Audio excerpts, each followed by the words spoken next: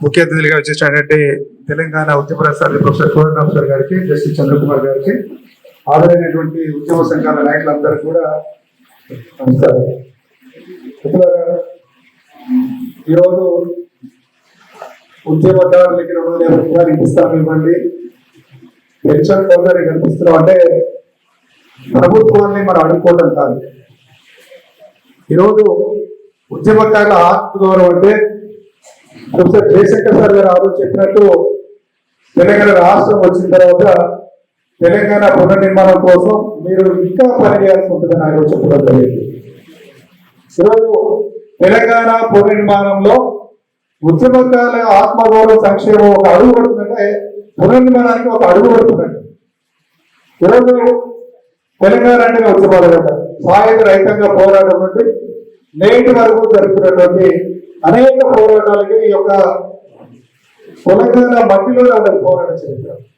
అది దురదృష్టం ఏంటంటే మనందరం కూడా ఎవరికి తోచిన ప్రాంతాల్లో అందరం ఎవరికి తోచిన రీతిలో వాళ్ళందరం ఉద్యమాలు చేస్తున్నాం. నేను ఒక ప్రభుత్వ వైద్యుడిగా మాకు తోచిన విధంగా మీకు ఉద్యమం చేస్తున్నాం. మీ ప్రాంతాల్లో కొంతమందికి కేసులైన వాళ్ళకి వచ్చి వాళ్ళు ఉద్యమాలు చేస్తున్నాం. దురదృష్టకరం ఏంటంటే 2014 తెలంగాణ రాష్ట్రం వచ్చిన తర్వాత చాలా మంది రిలాక్స్ మోడ్ లో వెళ్ళిపోయింది.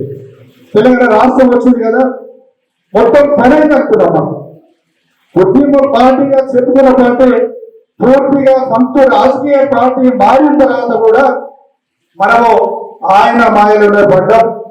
ఉద్యమ ఆకాంక్షల గురించి మనం ఆలోచించాలి చాలా మంది. ఇలా వచ్చి మన ఉద్యమం చరిత్ర చెప్పుకుంటాం.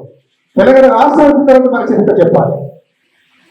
ఈరోజు తెలంగాణ రాష్ట్రం వచ్చిన తర్వాత తెలంగాణ పునర్నిర్మాణం కోసం అదేవిధంగా 10 సంవత్సరాలు కొంత రాజకీయ పార్టీగా చేస్తున్నప్పుడు అక్కడ ఏ ఉద్యమాలు చేస్తామని చెప్పాలి. మీకు చెప్తున్నాం, ప్రొఫెసర్ కోదండరాం సార్ పక్కన మేము ఉన్నాం. 2019 జనసమితి పార్టీ ఏర్పడేవారు. ఈరోజు చాలా మంది ఉద్యమ నాయకులు చెప్తున్నారు, మేము ఒప్పుకుంటాం, మేము ఉద్యమ చరిత్ర ఒప్పుకుంటాం. కానీ కోదండరాం సార్ గారి ప్రజలు పెట్టినప్పుడు మీరు ఎక్కడ పోయారు? ఉద్యమ నాయకులు, ఉద్యోగ సంఘాల నాయకులు ఎక్కడ పోయారు?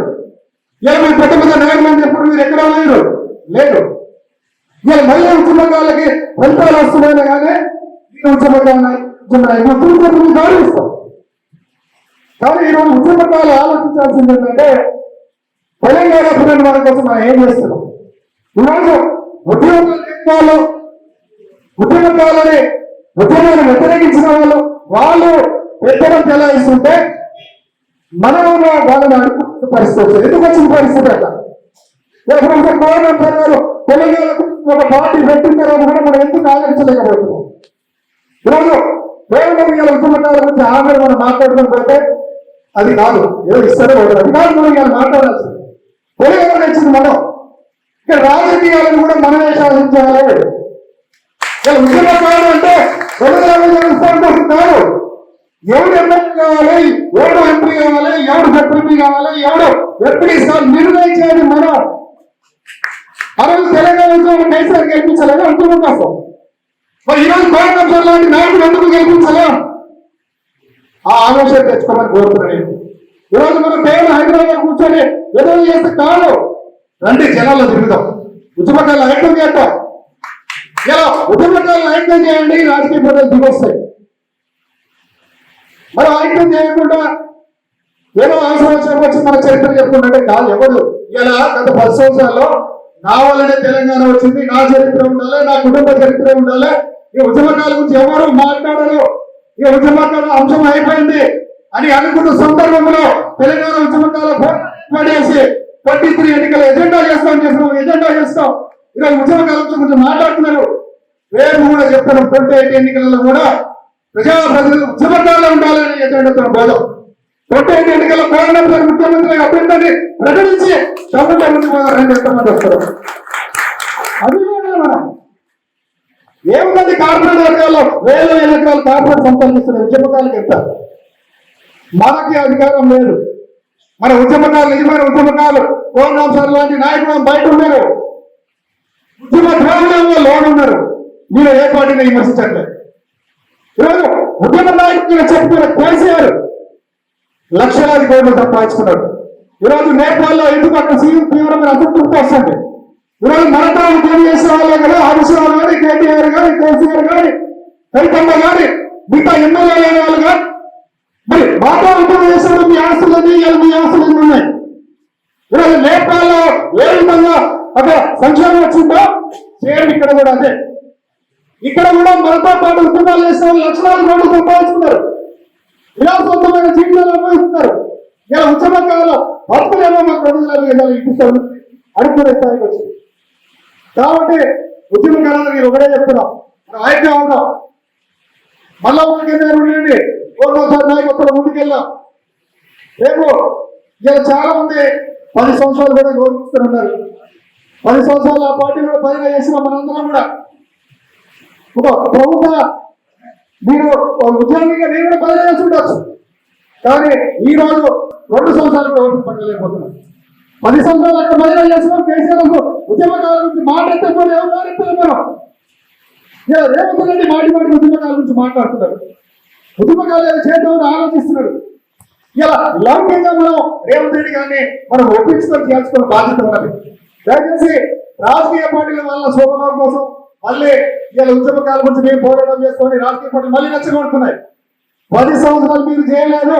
ఇలా ఉద్యమకాల గురించి మాట్లాడే అర్హత మీకు లేదు.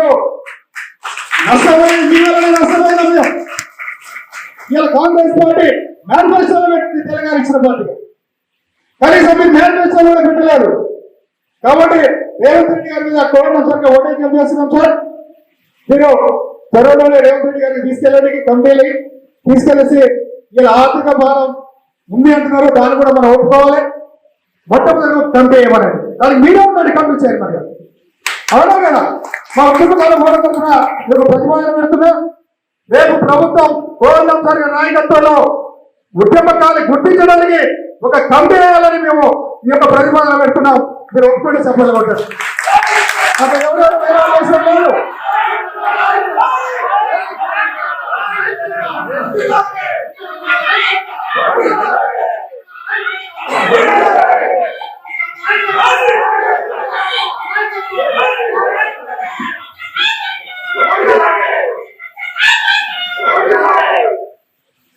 ఉద్యమాలు తెలియని వాళ్ళు వ్యక్తిగత స్వలాభం కోసం వాళ్ళు వస్తే మాకు నష్టపోతాం సార్. మేము ఓపెన్గా చెప్తున్నాం.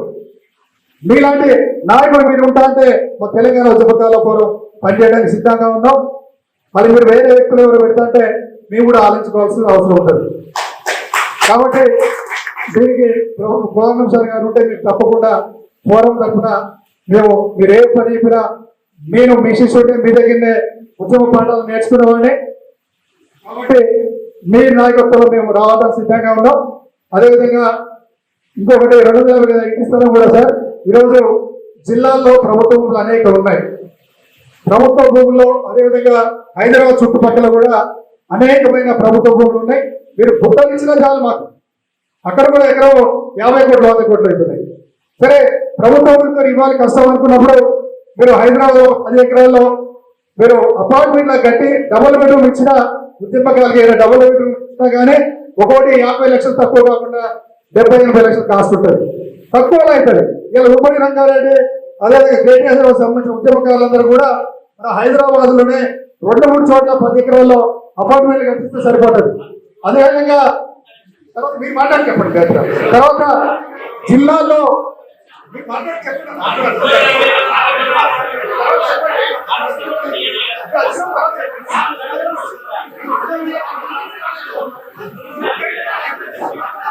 దయచేసి ఎవరి అభిప్రాయాలు వాళ్ళు చెప్పాలి. తిల్లారెడ్డి గారు మీరు దయచేసి మీ అభిప్రాయంగా మీరు చెప్పండి. డాక్టర్ గారు చెప్తున్నారు ఆయన అభిప్రాయం చెప్పండి. ప్రభుత్వానికి ఆర్థిక భారం కాకుండా సులువుగా కావడానికి గ్రేట్ హైదరాబాద్ అంటున్నాం. అది కూడా ఉద్యమకారులందరూ ఒప్పుకుంటేనే మీరు 2,000 కోసం చేస్తారని మీకు కాదనట్లే. అదేవిధంగా జిల్లాలు అయితే ఇంత తక్కువ రేట్లు ఉంటాయి కాబట్టి 2,000 ఇప్పించండి సార్.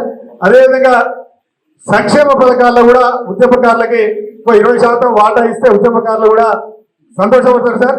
మరీ ముఖ్యంగా స్థానిక సంస్థల ఎన్నికలలో ఉద్యమకారులకి ప్రాధాన్యత ఇవ్వాలని మీరు కాంగ్రెస్ పార్టీకి చెప్పాలి.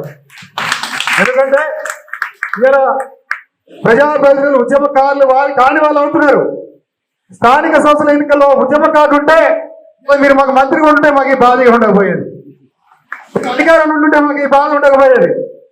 వీళ్ళ అధికారాలు దగ్గర పోతే వాళ్ళకి అవగాహన లేదు, ఉద్యమ చరిత్ర లేదు, చేద్దాం చూద్దాం అంటున్నారు. కాబట్టి స్థానిక సంస్థల ఎన్నికల్లో కాంగ్రెస్ పార్టీ తరఫున ఉద్యమకారులకు ప్రాధాన్యత ఇవ్వండి, గెలిపించుకునే బాధ్యత ఉద్యమకారులు తీసుకుంటారు. కాబట్టి ఈ అంశాల మీద ముందుకెళ్దాం. మరి అందరూ కూడా అన్ని 10 అంశాలు రాసి ప్రభుత్వానికి కన్ఫ్యూజ్ కాకుండా ఇమీడియట్ గా ఒక కమిటీ వేయండి. కమిటీ ద్వారా ఉద్యమకారులు గుర్తించండి, గుర్తింపు కార్డులు ఇవ్వండి. తర్వాత ఈ 2,000 ఇంటి స్థలం మీద కూడా మీరు సులువైన పద్ధతిలో మీరు ఒక కమిటీ ఏర్పాటు చేస్తే దానికి మీరు సూచనలు చేసుకోండి. తులజారెడ్డి అన్న చెప్పినట్టు చాలా మంది సూచనలు ఇస్తుంది. దాన్ని బట్టి బడ్జెట్ అభిప్రాయం ప్రకారం మీరు వెళ్ళండి. ఇది నా సూచన సార్. మళ్ళీ ఒకేసారి చెప్తున్నాం, పోన్నాం సార్, ఈ యొక్క ఉద్యమకాల హామీల కోసమే కాదు, 2020 ఎన్నికలలో ఒక బలమైన ప్రజా గొంతుకుగా తెలంగాణ గొంతుగా ఉండాలి. ఇలా తెలంగాణ ఉద్యమ పార్టీ అనేది పూర్తిగా నిర్వీర్యం అయిపోయింది. ఇది కరెక్ట్ టైం. మీ నాయకత్వంలో కట్టారు తెలంగాణ వాదంతో కూడినటువంటి జనసమితి పార్టీని మీరు గట్టిగా చేయాలని కూడా మేము కోరుకుంటున్నాం. థ్యాంక్ యూ డాక్టర్ శ్రీనివాస్ గారికి.